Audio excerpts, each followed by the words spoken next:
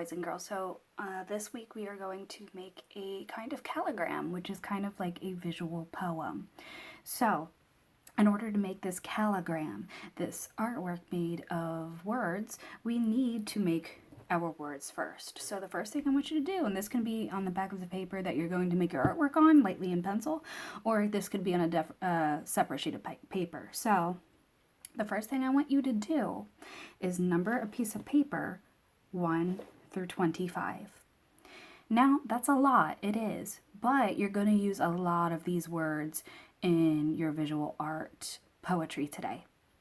So you want 25, and I want you to fill each of these numbers with an adjective about yourself. What's something that's good about you? In my case, I have a few of them. Let's see, I have creative, kind, smart, outspoken, and hardworking. Now, I'm not going to go over all these for you because I think you get the message, but you really want to self-reflect and think about what are the best traits that I know about myself. So once you have your adjectives ready, that's when you're going to get the paper that you're going to work on. And from there, the first thing you're going to need is a writing utensil. I'm going to do it in marker because you can see it better on the camera that way, but you want to do it in pencil. Why? Because you can erase pencil. If you make a mistake, you can easily just erase it. If you do it straight up in marker, you're going to probably make a mistake and you're going to get really frustrated. So start with pencil first, always. Now, to color, I have a pack of Crayola markers. That's what I'm going to use today. You do not need to use Crayola markers. If you want to use crayons or colored pencil, that's fine too, whatever you have available. If you do not have a coloring utensil, simply just make your work as neat as possible, okay? So, now that's out of the way, let's start our work. So, the first thing you want to do is you want to divide your paper into 10 sections. Now, they can be straight across or they can be slanted, but remember, in these sections you're going to fit your adjectives, so make sure you leave room so that the word can fit, okay? So we have 2 here. Let's continue.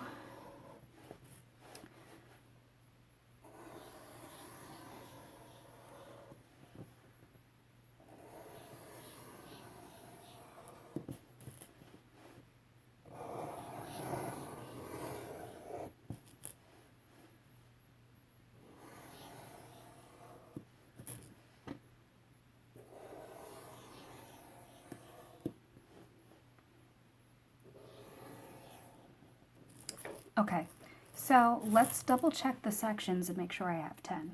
We have 1, 2, 3, 4, 5, 6, 7, 8, 9, 10. 10 sections on my paper. Now, once you have the sections down, that's when you're going to want to color your sections in.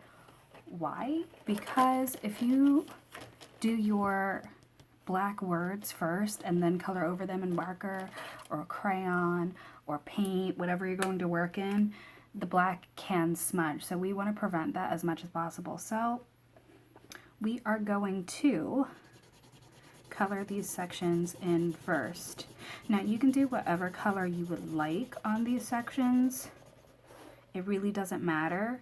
You just don't want 2 pieces of the same color touching. You don't want this to be blue and this to be dark blue as well, because it's not going to look as cool that way.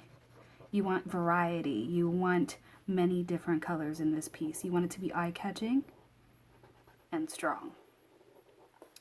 So I'm going to finish coloring in my piece and then we're going to jump forward. We are back. Now, once you have your sections colored in fully, you can decide if you want to make your black lines thicker. If you don't have a black marker, that's okay. You can be doing it in crayon or pencil, or maybe you just want to keep the sections colored and not have that thick black line in the middle. Whatever you want to do.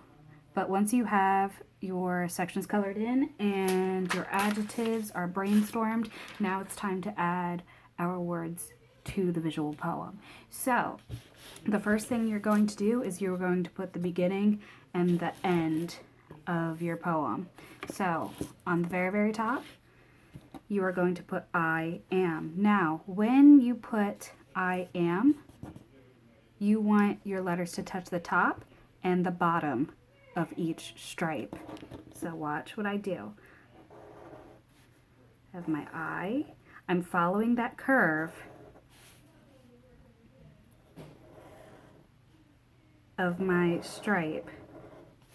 You can make any kind of font you want for your work. This is just how I'm doing it. You can do uppercase, lowercase, whatever you want to do.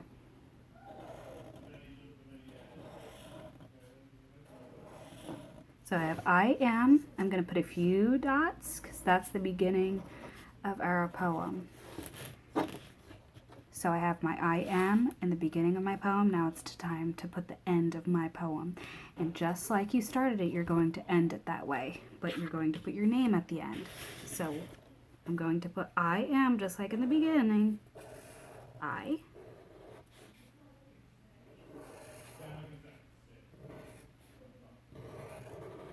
Am.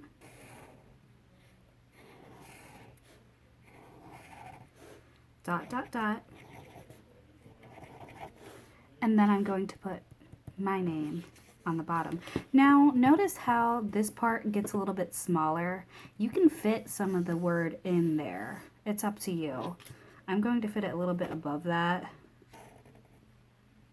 I'm going to put my name.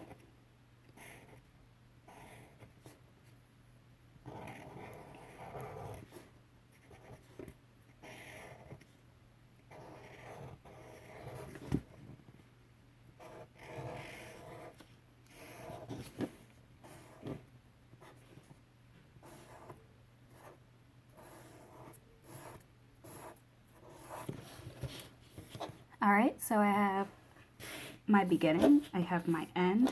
Now it's time to fill these additional sections with my brainstormed adjectives, okay?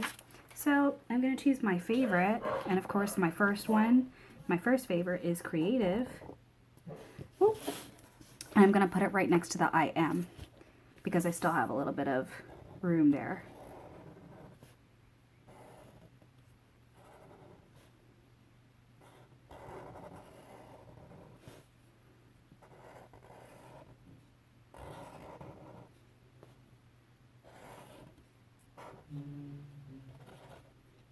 And I'm making sure that I touch the bottom and the top of each row because it looks a lot cooler that way. So I have my creative. Let's pick one. I'm going to pick one that's not so big because this is kind of a small section. So let's do kind.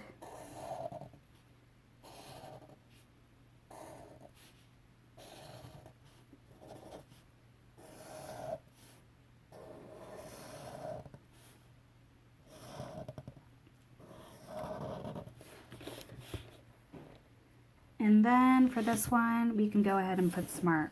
Now again, look, this part starts a little bit smaller, so I'm going to do what I did before, and I'm going to touch the bottom and the top with my letters.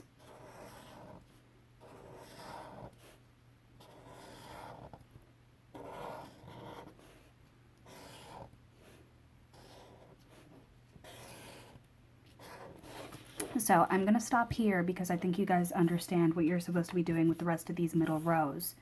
And I don't want you to copy my work. So